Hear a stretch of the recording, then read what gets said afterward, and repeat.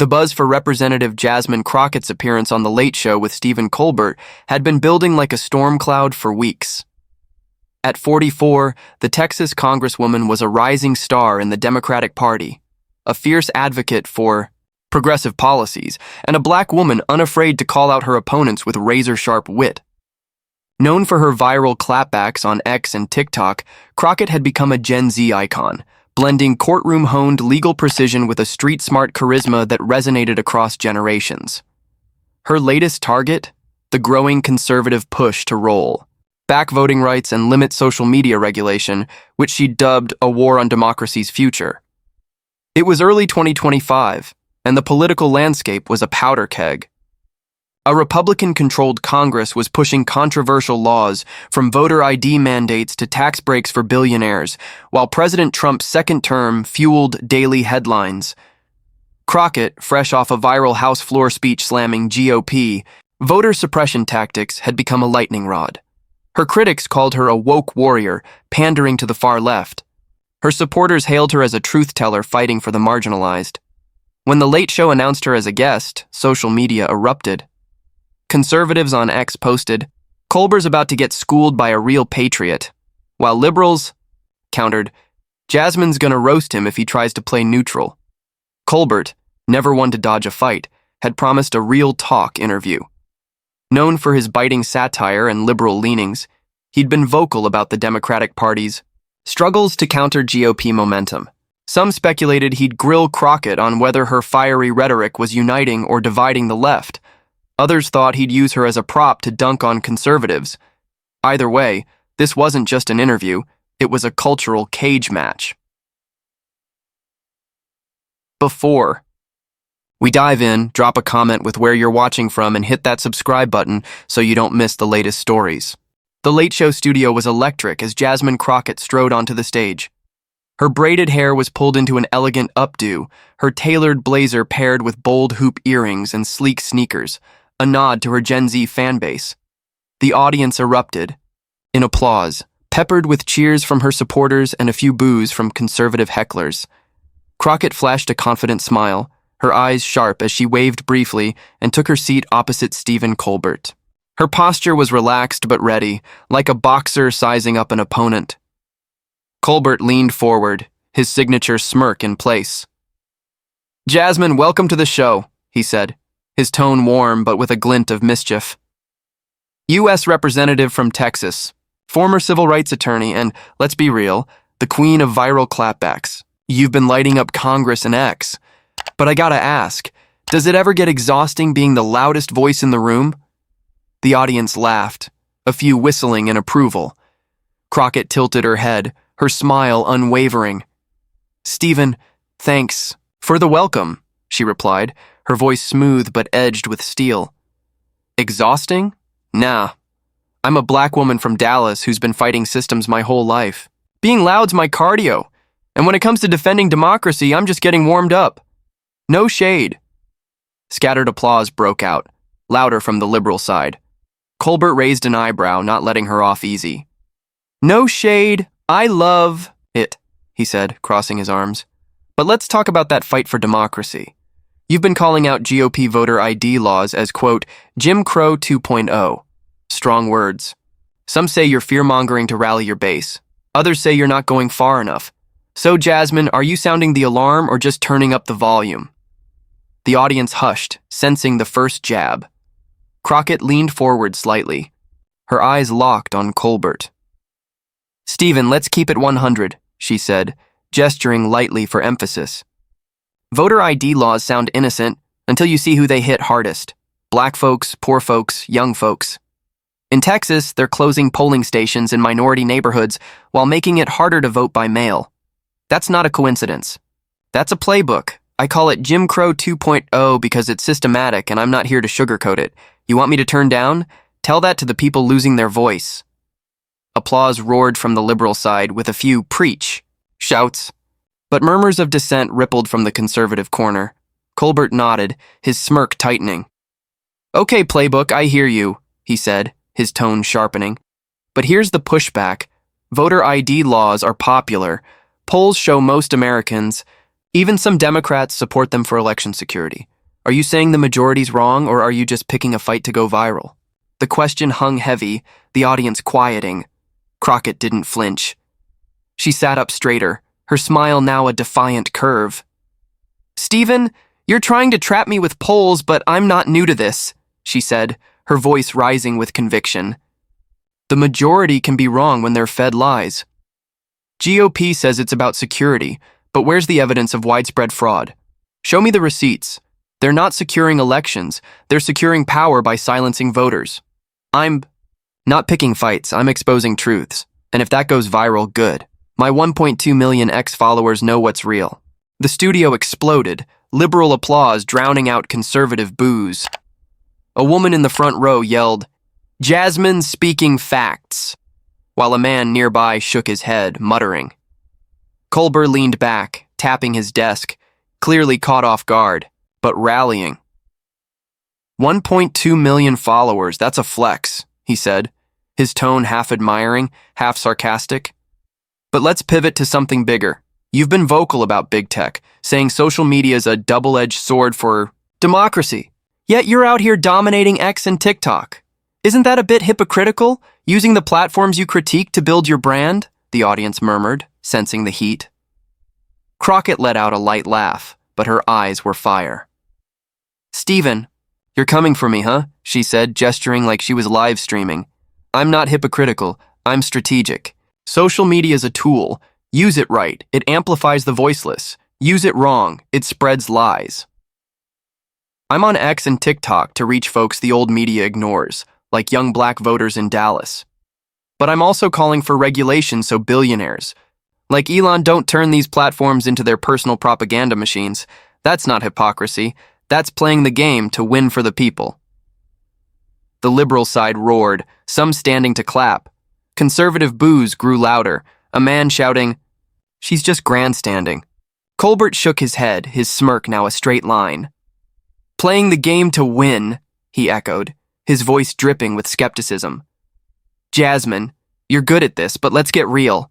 You're turning Congress into a TikTok stage, clapping, back like it's a reality show. Is that how you fight for democracy, by going viral? Or are you just building a brand while the country burns?" The words hit like a grenade. The audience gasped, a few liberal claps mixing with conservative cheers.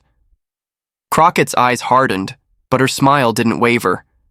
She leaned forward, her voice low but thundering.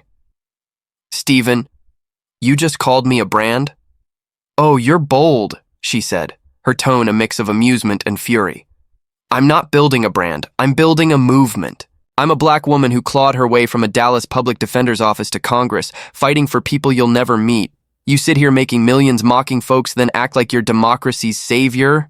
I'm on TikTok and X because that's where my people are and they're tired of being ignored. You want to talk burning? The country's burning because of voter suppression, not my clapbacks. No tea, no shade, just facts." The studio went wild, liberal applause, shaking the rafters. A group in the middle row stood, cheering, while conservative boos fought to be heard. Colbert leaned back, hands off the desk, his eyes flickering with unease but quickly regaining composure. "Just facts, I respect that," he said, his tone softer but still sharp. "But let's talk about those people you're fighting for. You've said the GOP's tax breaks for the rich are stealing from the poor. Bold claim, but some argue those breaks fuel jobs. Are you saying you'd rather tank the economy than compromise, or is this another viral soundbite?" The Late Show studio crackled with tension as Stephen Colbert's question about tax breaks hung in the air. The audience, split between liberal cheers and conservative grumbles, leaned forward, eyes darting between Colbert and Jasmine Crockett. She sat poised, her bold hoop earrings catching the stage lights, her sneakers planted firmly on the floor. Her smile was still there, but it was sharp now, like a blade ready to cut. "Stephen, you're really trying to corner me tonight," Crockett said, her voice steady but laced with fire. "Tank the economy? Nah, that's not my vibe. The GOP's tax breaks aren't fueling jobs, they're funneling cash to billionaires while working folks in Dallas can't afford rent. You want data? The top 1% got 83% of the benefits from..." The last tax cut. Meanwhile, my constituents are choosing between groceries and medicine. That's not economics, that's theft. I'm not here for sound bites. I'm here for solutions. And if that makes me loud, so be it. The liberal side of the audience erupted, applause thundering as a woman in the front row shouted, "Tell it, Jasmine!" Conservative boos surged. A man yelling, "She's just a socialist." Colbert tapped his desk, his smirk returning but tinged with caution. "Solutions, I like that," he said, his tone slick. "But let's unpack this. You're pushing for wealth taxes, student loan forgiveness, big government programs. Critics say that's a recipe for bankruptcy, not progress. Are you fighting for your constituents or just chasing a progressive utopia that'll never happen?" The audience hushed, sensing the jab. Crockett tilted her head, her eyes blazing. "Stephen, you're out here acting like I'm dreaming," she shot back, gesturing like she was breaking it down on TikTok. "Utopia? No, I'm fighting for reality, where black families in Texas don't lose their homes because medical bills stack up. Wealth taxes aren't radical. They're fairness. The ultra-rich dodge billions while my people scrape by. Student loan forgiveness? That's not a handout. It's a lifeline for Gen Z drowning in debt. You call it bankruptcy. I call it investing. In Americans. My 1.2 million followers on X aren't chasing dreams. They're demanding change. No cap." Applause exploded again, louder this time, with liberal supporters standing and clapping. A group in the middle row chanted, "Jasmine! Jasmine!" While conservative murmurs grew sharper, a woman muttering, "She's all talk." Colbert leaned forward, his eyes narrowing. "No cap, I'm feeling the energy," he said, his voice rising with a mix of sarcasm and challenge. "But let's talk about that change. You've been hammering the GOP for undermining democracy, but some say your party's not exactly pure. Democrats have been accused of weaponizing DOJ investigations against opponents. Is that the change you're selling, or are you just pointing fingers to distract from your own mess?" The question landed like a sucker punch. The audience gasped, a few conservative claps breaking the silence. Crockett's eyes hardened, but she let out a low, defiant laugh. "Stephen, you're swinging hard tonight," she said, sitting up, straighter, her voice dripping with conviction. "Weaponizing the DOJ? That's a GOP talking point, and I'm not here for it. Show me the evidence. Where's the proof Democrats are rigging the system? I'll wait. What I see is Republicans gerrymandering districts, purging voter rolls, and passing laws to make it harder for black and brown folks to vote. That's the real attack on democracy. I'm not distracting. I'm exposing. You want to talk mess? Let's talk how your network profits off division while I'm out here fighting for justice." The studio shook with applause, liberal cheers overwhelming the conservative boos. A man in the back yelled, "She's schooling him!" while another shook his head, grumbling. Colbert leaned back, his smirk faltering for a split second before he rallied. "Exposing, huh?" he said, his tone sharp. "Jasmine, you're a fighter, no doubt. But let's get personal. You're a former public defender, a black woman in Congress, a mom. You've said this fight's for your daughter's future. But when you're out here clapping back, going viral, aren't you also making it about you? Is this about justice or Jasmine Crockett's brand?" The air thickened, the audience falling silent. The question was a low blow, and all eyes turned to Crockett. She paused, her expression unreadable for a moment, then leaned forward, her voice low but seismic. "Stephen, you just went there," she said, her eyes locked on him. "You think I'm doing this for clout? Let me school you real quick. I grew up in St. Louis, raised by a single mom who worked 2 jobs to keep the lights on. I fought my way through law school, defended folks who couldn't afford a voice, and now I'm in Congress for the same reason, to lift up the forgotten. My daughter? She's why I don't quit. When I clap back, it's not for me. It's for every black girl who's told she's too loud, too angry. You call it a brand? I call it a legacy. And I'm not here to play your game. I'm here to change it." The studio erupted, applause so loud it drowned out everything else. Liberal supporters leapt to their feet, a woman screaming, "Jasmine's the truth!" Conservative boos were barely audible, overwhelmed by the fervor. Colbert tapped his desk, his eyes flickering with unease but masking it with a forced chuckle. "A legacy, that's powerful," he said, his voice softer but still probing. "But let's talk about changing the game. You've been vocal about cancel culture, saying it's gone too far on the left. Yet you're out here calling out Republicans like it's a sport. Isn't that a contradiction? Criticizing cancel culture while canceling your opponents?" Crockett didn't blink. She laughed, a bold, unapologetic sound, and gestured like she was live on X. "Stephen, you're trying to flip the script, but I see you," she said, her voice rising with conviction. "Cancel culture's a problem when it shuts down honest debate, not when it holds power accountable. I call out Republicans because they're passing laws that hurt my people. Voter suppression, anti-abortion bans, tax breaks for the rich. That's not canceling, that's truth-telling. You want to talk contradictions? How about you mocking cancel culture 1 minute and cheering when your side piles on someone the next? I'm consistent. I fight for what's right, period. My followers know it, and they're with me." The liberal applause roared again, some standing and whistling. A man in the front row shouted, "She's unstoppable!" while conservative murmurs grew angrier, a woman yelling, "She's divisive!" Colbert shook his head, his smirk now a thin line. "Truth-telling, I respect the passion," he said, leaning closer, his voice dropping to a serious tone. "But here's the big one, Jasmine. You're a leader for Gen Z, for progressives, for Black America, but the country's more divided than ever. Your clapbacks, your viral moments, they fire up your base, but are they healing the divide or making it worse? Because I see someone who's great at fighting, but maybe not so great at uniting."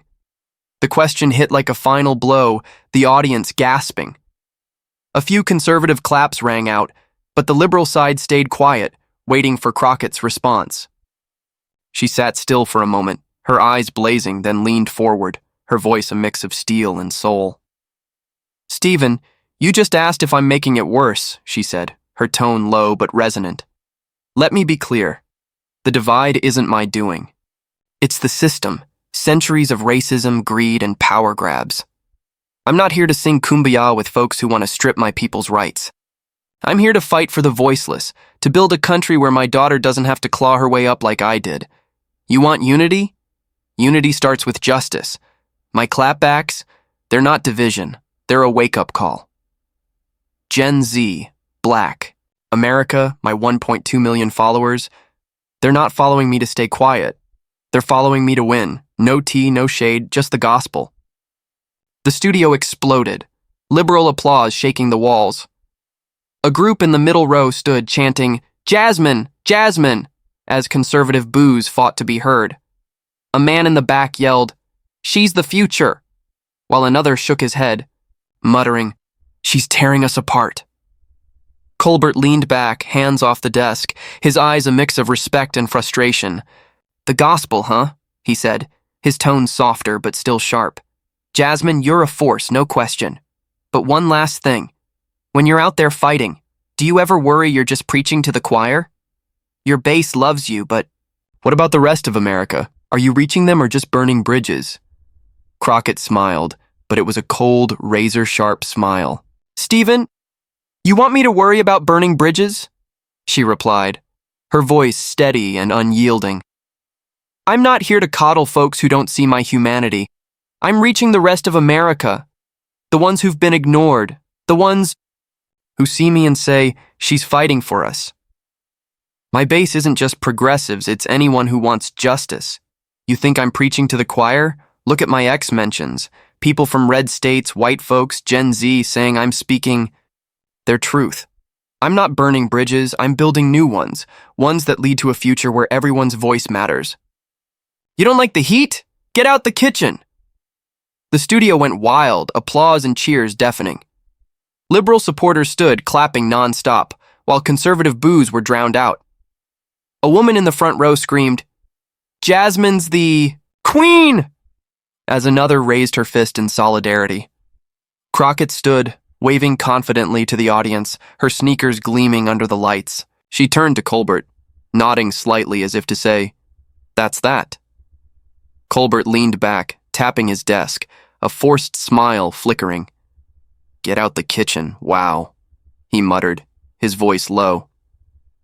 Jasmine, you've given us a lot to think about. We'll take a commercial break. He faced the camera, trying to stay composed, but his eyes betrayed a mix of admiration and defeat.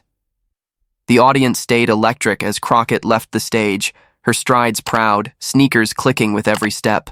The camera followed her, capturing her blazing eyes and confident smile as she headed backstage. Colbert sat back, taking a deep breath as the Late Show studio buzzed with the aftermath of Jasmine Crockett's fiery exit. All right, folks, we'll be back in a few, he said, his voice slightly off, the camera catching a flicker of unease in his eyes. The audience was still electric, some clapping non-stop, others muttering in discontent. No one could deny it. This was a TV showdown for the ages. Backstage, Crockett didn't pause. Her phone was already in hand, her fingers flying across the screen. Within minutes, she posted on X. Vibe check for Colbert. He came for me, but I brought the heat. Gen Z, Black America, we don't back down. Jordan Crockett clapped back. The post racked up 50,000 likes in under 10 minutes, her 1.2 million followers amplifying it with fire emojis and retweets. TikTok exploded with clips of her no tea, no shade, just facts line, edited with dramatic music and captions like, Jasmine said no games. The hashtag juror Crockett clapback shot to the top of X's trending list, with tens of thousands of posts pouring in. Conservatives fired back hard. One X user wrote, Crockett's just a loudmouth pushing socialism. Colbert should have shut her down. Another posted, she's all style, no substance, typical Dem. But her supporters were louder. A viral TikTok from a young black woman in Dallas said, Jasmine's fighting for us when no one else will, she's my congresswoman. Another X post read, Colbert thought he could trap her, but Jasmine's too real. Crockett clapped back. The press jumped into the fray. MSNBC ran a headline. Reporter Jasmine Crockett schools Colbert in fiery late show clash, praising her as a new voice for progressive power. Fox News countered with, Crockett's arrogant rant proves Dems are out of touch, framing her as divisive. Neutral outlets like Politico dubbed it a Gen Z masterclass in political theater, noting how Crockett's social media savvy and unapologetic style dominated the night. Some warned, she's turning Congress into a viral stage, bold but risky. As the dust settled, Crockett's walk-off became iconic. Her confident stride, sneakers clicking, and blazing eyes were memed across platforms with one viral image captioned, When you tell Colbert to get out the kitchen.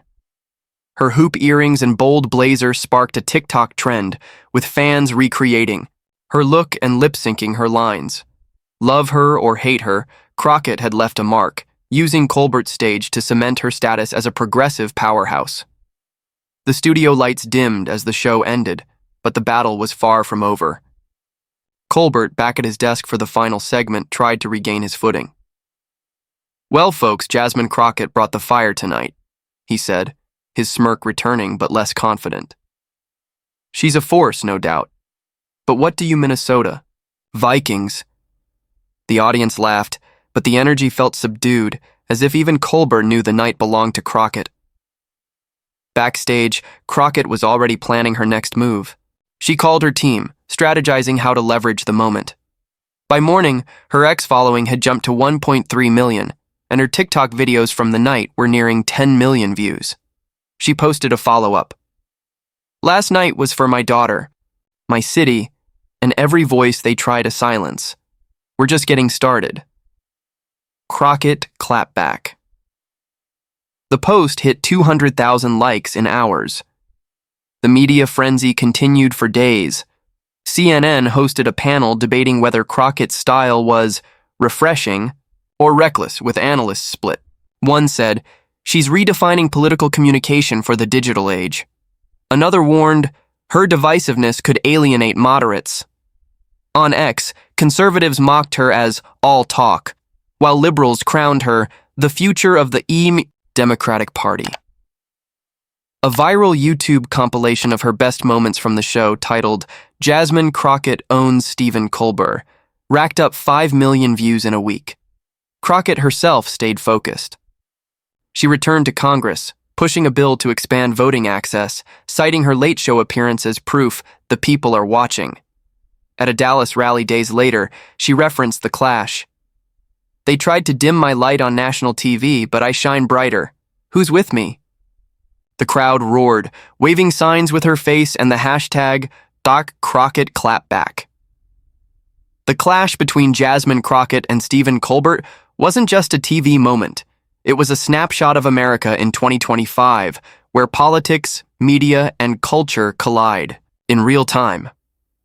Crockett's unapologetic style, rooted in her journey from a St. Louis kid to a Texas congresswoman, showed how personal authenticity can cut through noise. Her use of X and TikTok to bypass traditional media mirrors a shift in how leaders connect with voters, especially Gen Z and marginalized communities. Her verbal sparring, calling out voter suppression, wealth inequality, and media hypocrisy, reflected the deep divide between progressives and conservatives. When Colbert accused her of burning bridges, she flipped it, saying she's building new ones for the voiceless. That resilience, tied to her identity as a Black mother and former public defender, resonated with millions, making her a symbol of resistance. The takeaway? In a polarized world, confidence and adaptability are power. Crockett didn't just defend her truth on The Late Show, she owned the stage, turning a tough interview into a movement. Whether you're navigating a workplace battle or a personal fight, take a page from her. Don't let others define you. Speak your story, use every platform you've got, and don't back down. In America today, winning isn't just about being right, it's about making people listen. Thanks for joining us for this epic showdown. Subscribe so you don't miss the next story, and let us know in the comments. Team Jasmine or Team Colbert? Catch you in the next video, where we'll keep vibe checking what's hot in America.